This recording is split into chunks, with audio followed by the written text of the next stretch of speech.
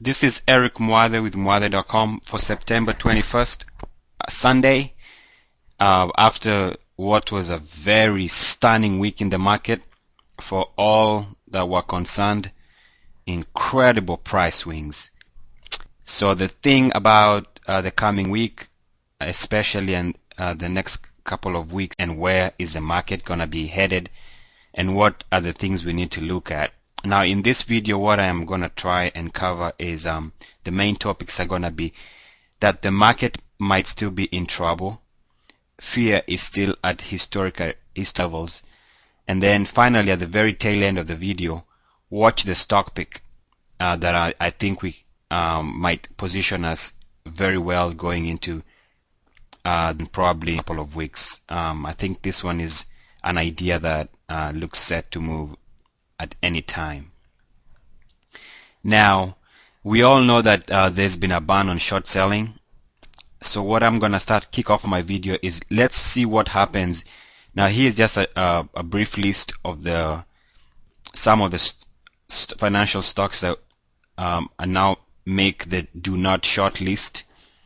And you see that ABK was not a stock one would able to go short on Friday, and some bad news came concerning the stock.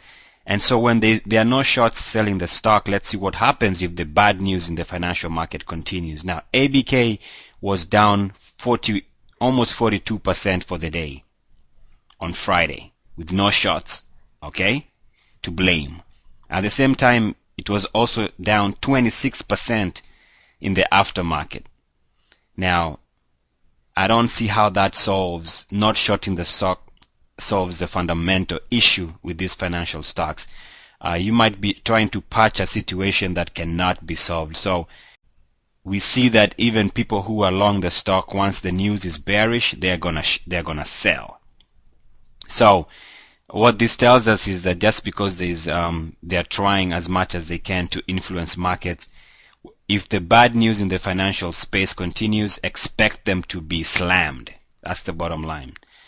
Now, one of the reasons why you should watch the video at the stock pick at the end is because two of my stock picks, this is for Mwathe.com members, FXP was recommended around here, just around the $80 area. Now, since August, the stock went way past our target price and made a high in the 145 area. So that was almost a 90% move in under 2 months. One of the other stocks that I liked coming into September, and because we suspected the market might be in trouble, was EEV. Now we had a breakout at around $93. It did trade around this range for a while, and eventually it blasted out into new highs, trading as high as, again, the $145 area. Again, another 80 plus move in under 2 months. So watch the stock pick that I have at the tail end of this video, because I think it has some potential if what I see in the market is correct. Now, a lot of people in the market are using the VIX to measure fear in the market, and we see we had moved out of this downward trading channel, and 32 is a very high level for the VIX. So on the surface, we still see that even though we've had 2 down days in the VIX, the fear still remains in this market. And the other thing we also need to note is that it's very high. I don't know how they're gonna adjust for the fact that now you cannot buy puts on the financials. So I don't know how they calculate the volatility index now for that. So my question is, how do we know that this VIX did not close higher on Friday in the absence of short sales? Now, I took a look at the VXN. The VXN actually closed 4.39% on Friday. Now this is a volatility index for the NASDAQ, which tells me that despite the big update in the market, a lot of people and professionals, people who are are looking at this market, think that this market might be headed lower, and that's why they are placing more and more downward pressure on the market with their increased puts. So the fact that this index was higher makes me wonder whether we are still holding on to some fear and that another move might be in the works for this market downwards. Now notice this upwards trending channel on the daily RSI. This one is still holding. I would watch this index to see whether we lose this upward momentum. The moment we break this on the downside, then maybe we can say fear has started to decrease. But for now, we see we are still in this very steep upward trending channel in the RSI, which tells me fear has yet to drop. And until we see this trend break, then we can assume right now that the fear in the market is going to continue coming into this new week. Let's look at again, this is the VIX hourly chart, and the hourly chart shows that we are still stuck in this channel that we've held since August. And we can see on the hourly chart the RSI stopped going down and finding some support, and maybe the next move is going to be up, maybe with a spike in the morning, Monday morning, because if we move above this, it's going to be trying to recover some of its steep losses in the last 2 days. So the VIX remains in this upward trading channel, and until we close below it, my assumption and our assumption should be that there is still some strong, historically strong underlying fear in this market.